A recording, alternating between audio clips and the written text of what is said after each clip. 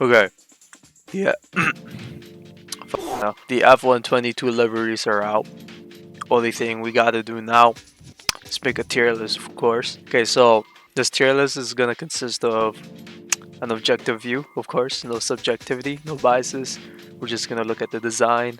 Uh, we're gonna rank it based on how it looks on the track, and I mean, that's practically it. Like, we're just gonna look at the designs and ranking them. No biases. Remember that. Okay, so we have here the stuff, the cars, the liveries at the bottom over there. Now I didn't put them in order in which they released, but I do have them on me, so we could just start off real quick with the Haas Livery.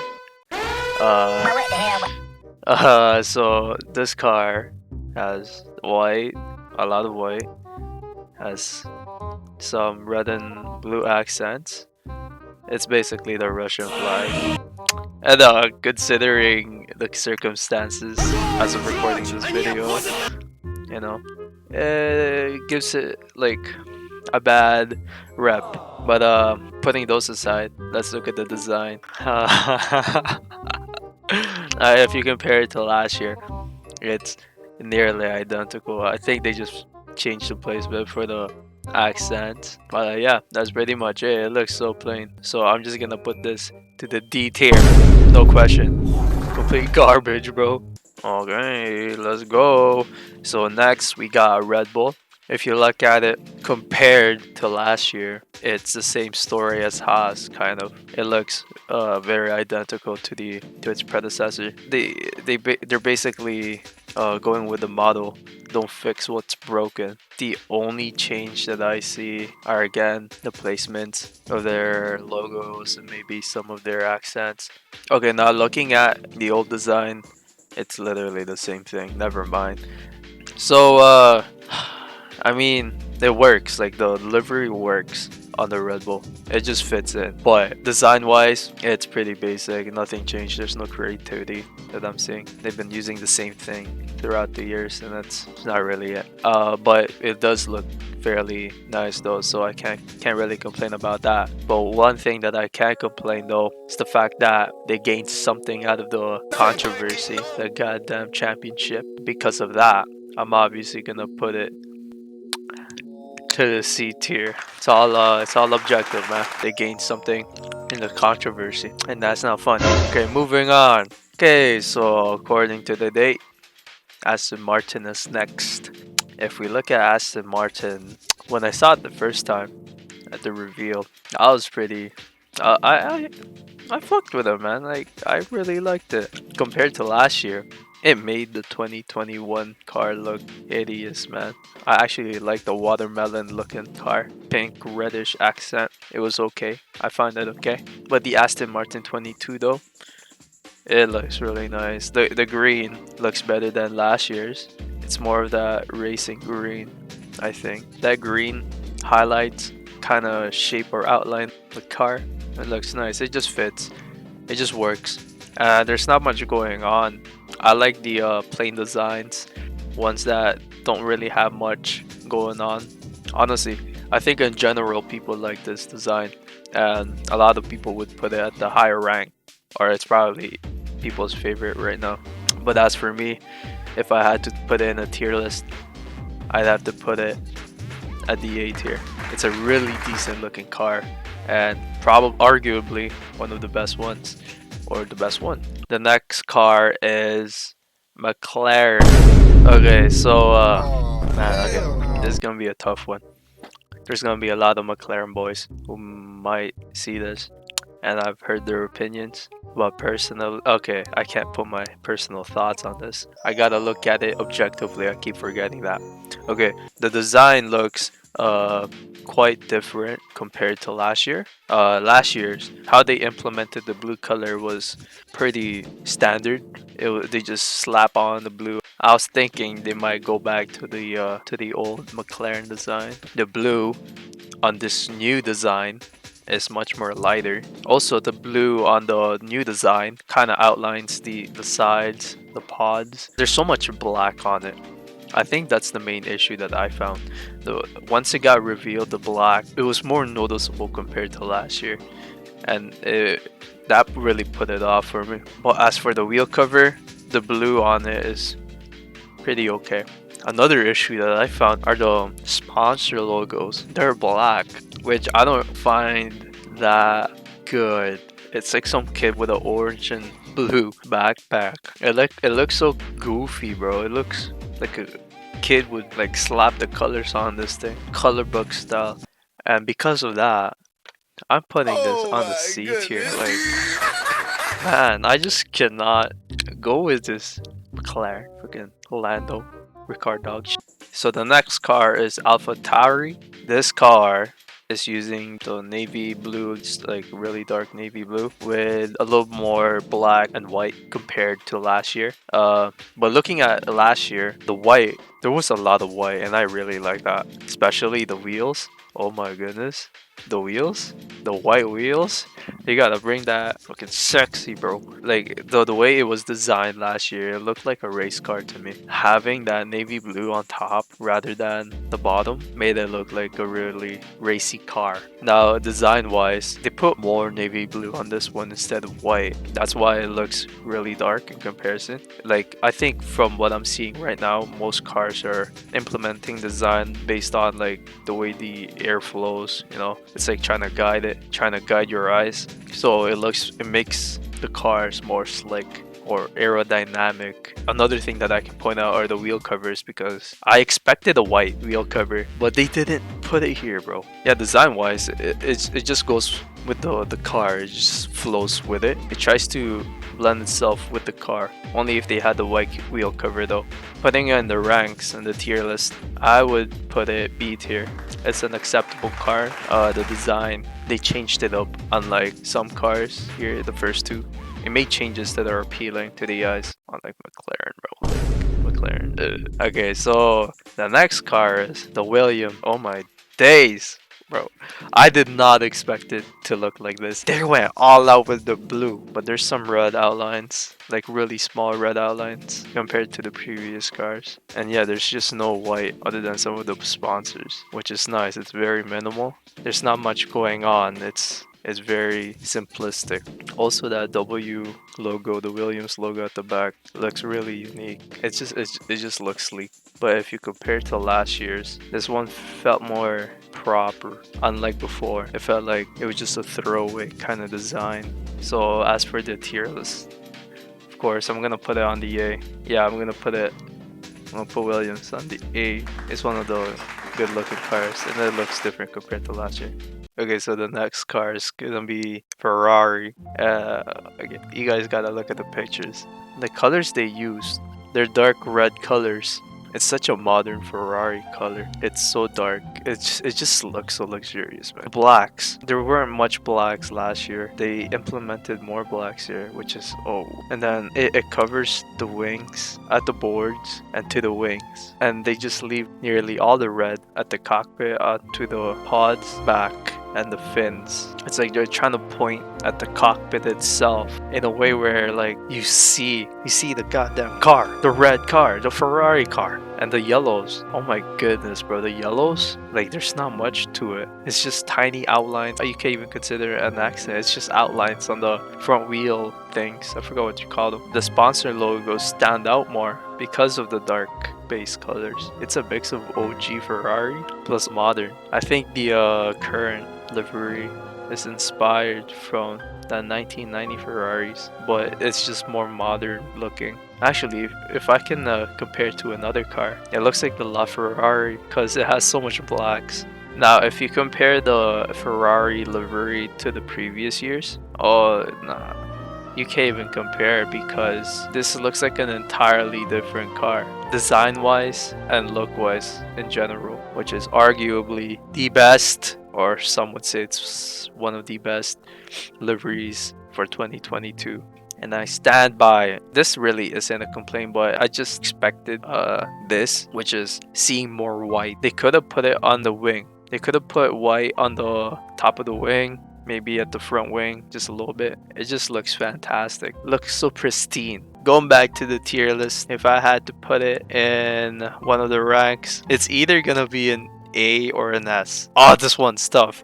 Okay, so if I put it in the A, that's basically lumping Aston Martin and the Williams together. They both look really nice, but Ferraris is so a thing, bro. Oh my god, it just looks nice, man. I'm gonna put it in the S bucket, bro. It's just on its own level right now. Props to those who made the Ferrari livery, because they hit it off, man. Okay, I just checked the next car. It's the upcoming 9th World Constructor Champions, and that's obviously Mercedes. Like, come on, bro. No one can argue that. They're gonna win it. But looking at their design now, ooh, man. Looking at the recent car, it looks fat, even though it's the smallest car in the grid right now. First noticeable thing is the red at the top vents. It doesn't suit the car. That red thing has to move somewhere else. Maybe at the wing, at the back of the wing. They've been copying, pasting their usual little flowy stripe that curves around the car. They've been doing that since I'll just say 2014. I prefer the 2022 car over the last year car, but the 2020 car is like above both of these. Also, the main difference that you guys see is the silver color. They changed it back to the silver color instead of the black, but I didn't want them to change back to the silver, man. So now looking at the tier list, bad to rank this. Mercedes is my go-to team right now. Lewis Hamilton's there, going for his 8th championship. Obviously, he's gonna get it. No, he could have gotten it if it wasn't rigged. Just saying, the real livery wasn't really too flamboyant. You know, it didn't really look appealing, and because of that, it's a C. But because it's my favorite team, it's going B. Next one, we got Alpine. I don't know what to say for this car, man. There's so much going on in this car. The colors, the design. So first we got blue. It was the same as last year's blue. It doesn't look dark, but it's not bright either. It's like a definition of blue. The pink. Oh my god. Okay, the goddamn pink. And fucking ball blasted themselves onto the side bonds and the wings. I fuck with pink, man. I like pink. It's aight. It's cool. It really depends on how you implement it on a car, because the blue and pink do not match together, man. It looks like Baskin and Robbins. It looks like they represent that company, bro, rather than Alpine. Now, what's even worse, actually, it's not that bad, is their other concept design, which is a full pink. This one would make more sense because pink is like the dominant color this time, unlike Alpine where blue is like the dominant color and there's some pink in it, and it just doesn't fit in with the general look of the design. But moving on from the colors, design wise, there's a lot of things going on, but that's because of the sponsor logos. The French flag doesn't wrap around the back anymore, unlike last year. I think last year they didn't even have it. I think it just had like a bright A with the red at the sides. There were more reds last year compared to now.